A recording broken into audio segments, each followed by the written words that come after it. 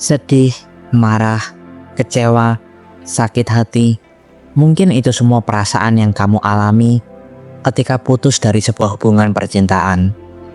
Beberapa di antara kalian mungkin sampai depresi hingga mungkin ada yang putus asa. Putus percintaan memang sebuah fase yang harus kalian lewati ketika kalian memutuskan untuk mencintai seseorang. Namun, adakah cara ampuh untuk melupakan si dia dalam waktu yang singkat? Pada video kali ini, saya akan memberikan sebuah tips yang bisa kamu lakukan agar kamu bisa melupakan dia dengan cepat. Simak video ini hingga akhir agar kamu tidak galau berkepanjangan.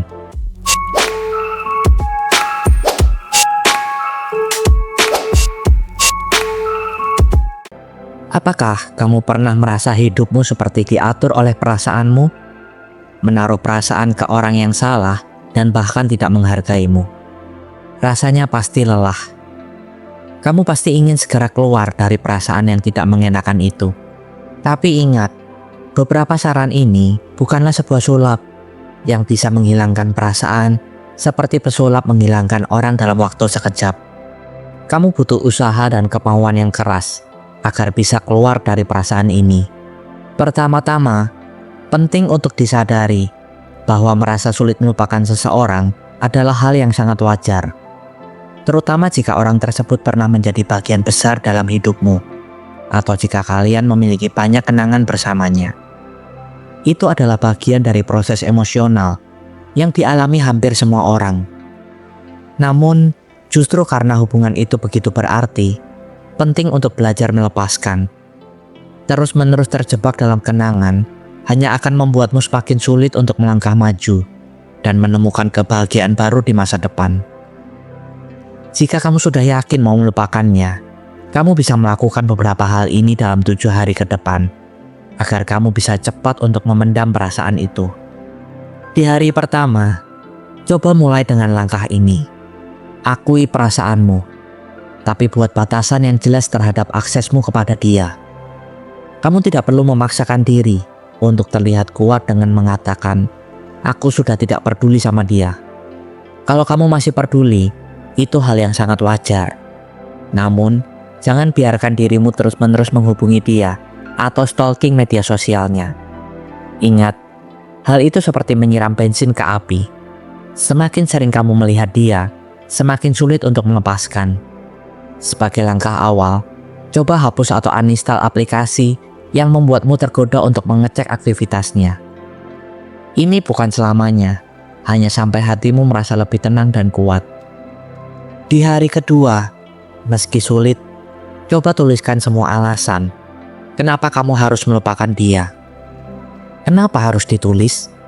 Karena seringkali kita terlalu fokus pada kenangan indah tentang dia, sampai lupa alasan kenapa hubungan itu tidak berjalan dengan baik.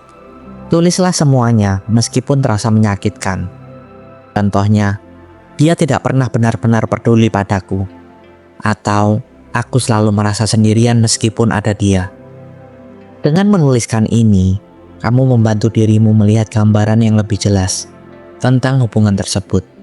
Jika di kemudian hari rasa rindu muncul, bacalah kembali tulisan itu sebagai pengingat kecil agar kamu tetap tegas dengan keputusanmu. Masuk hari ketiga, sekarang saatnya kamu beralih fokus ke dirimu sendiri.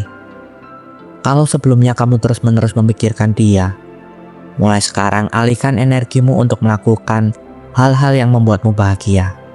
Pikirkan kembali apa saja hobi atau aktivitas yang dulu pernah bikin kamu tersenyum lebar. Mungkin bermain game, menulis, memasak atau berolahraga. Apapun itu lakukanlah. Ingat, hidupmu harus terus berjalan dan tidak seharusnya terhenti hanya karena perasaan terhadap seseorang. Mulailah fokus pada hal-hal yang memberikan kebahagiaan dan kepuasan untuk dirimu sendiri. Bangun kembali rutinitas yang positif, isi hari-harimu dengan aktivitas yang bermakna, dan nikmati prosesnya. Ketika kamu mulai menemukan kebahagiaan dari dalam dirimu sendiri, perlahan-lahan rasa sakit yang kamu rasakan akan memudar. Kamu juga bisa mencoba hal baru, sesuatu yang mungkin dulu tidak sempat kamu lakukan. Misalnya belajar skill baru, seperti fotografi, melukis, atau bahkan mencoba memasak resep yang selama ini bikin penasaran. Hal ini bukan cuma bikin pikiranmu lebih fokus pada dirimu sendiri, tapi juga menambah pengalaman yang berharga. Ingat, mencintai diri sendiri adalah langkah penting untuk bangkit. Jangan ragu untuk memanjakan dirimu, entah itu istirahat yang cukup, menikmati secangkir kopi di pagi hari, atau sekedar membaca buku favorit. Hidup ini milikmu, dan kamu berhak merasakan kebahagiaan di setiap momennya. Di hari keempat, inilah langkah yang sangat penting. Berbicaralah dengan seseorang yang kamu percaya. Kadang, beban perasaan terasa semakin berat karena kamu memendamnya sendirian. Jadi, kalau kamu punya teman, keluarga, atau siapapun yang bisa jadi tempat berbagi cerita, jangan ragu untuk membuka diri. Percayalah, rasa lega itu nyata ketika kamu tahu ada seseorang yang mendengarkan dan mendukungmu tanpa menghakimi. Dukungan dari orang terdekat bisa membuat langkahmu terasa lebih ringan. Berbicara dengan seseorang yang kamu percayai bisa memberikan perspektif yang berbeda, bahkan membantu kamu melihat situasi dari sisi yang lebih positif. Terkadang, kita merasa terjebak dalam perasaan kita sendiri, dan hanya dengan berbagi, kita bisa melepaskan sedikit dari beban itu. Ketika kamu merasa didengar, itu bisa jadi langkah besar menuju penyembuhan. Selain itu, teman atau keluarga yang mendukung juga bisa memberikan saran yang berharga atau sekedar mengingatkan kamu bahwa kamu tidak sendirian. Ingat, kamu tidak harus menghadapinya sendiri.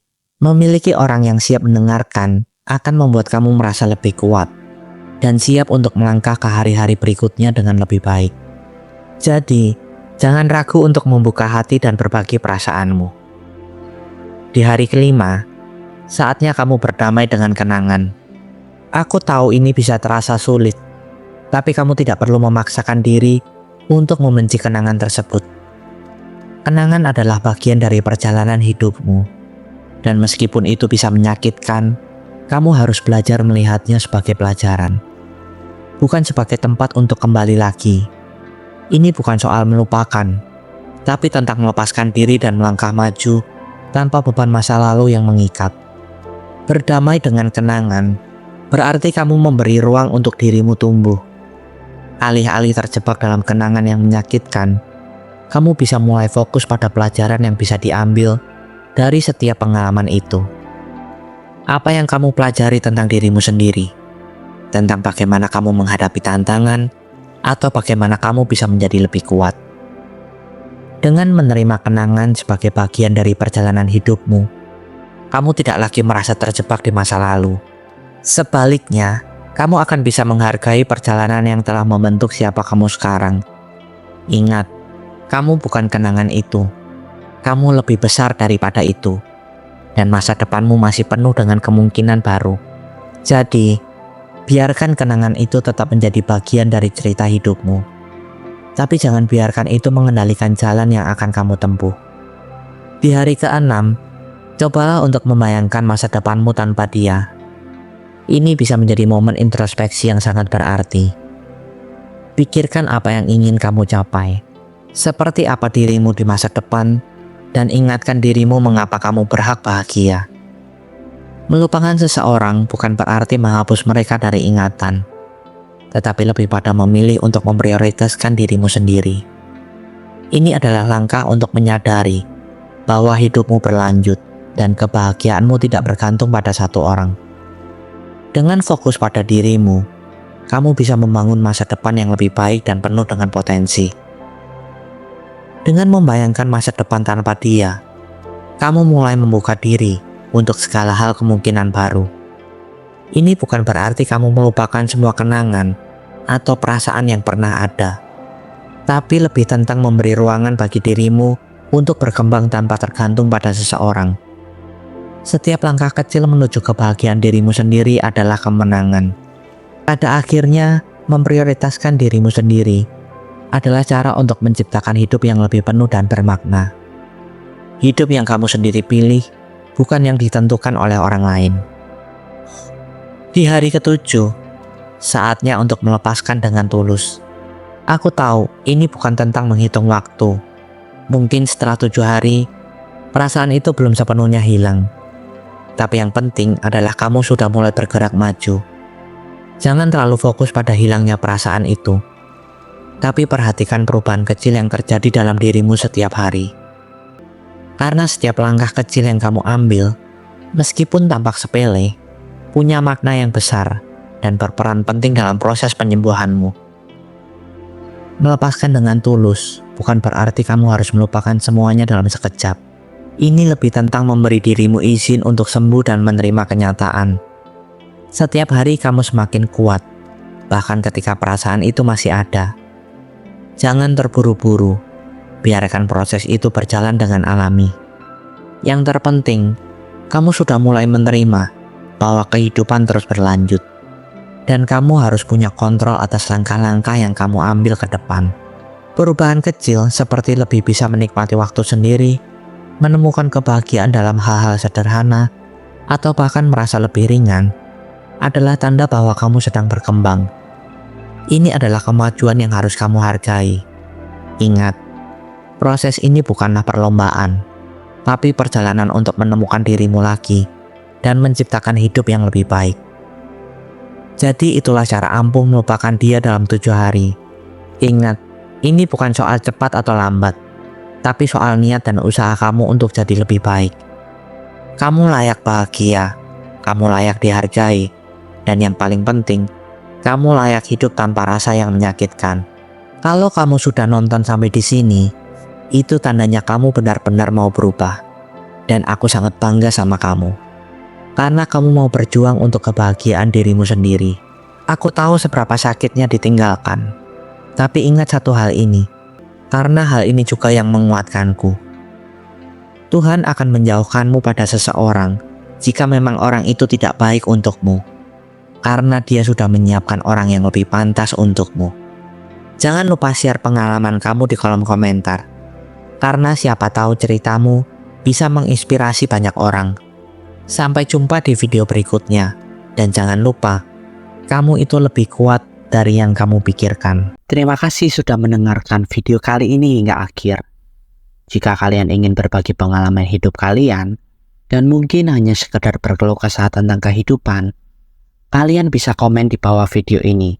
Dan saya akan dengan senang hati menjadi pendengar dan rumah bagi kalian yang membutuhkan seseorang untuk mensupport kalian. Dan sertakan hashtag "Saya ingin hidup lebih bahagia" di setiap komen kalian. Sampai bertemu di video selanjutnya. Tuhan memberkati.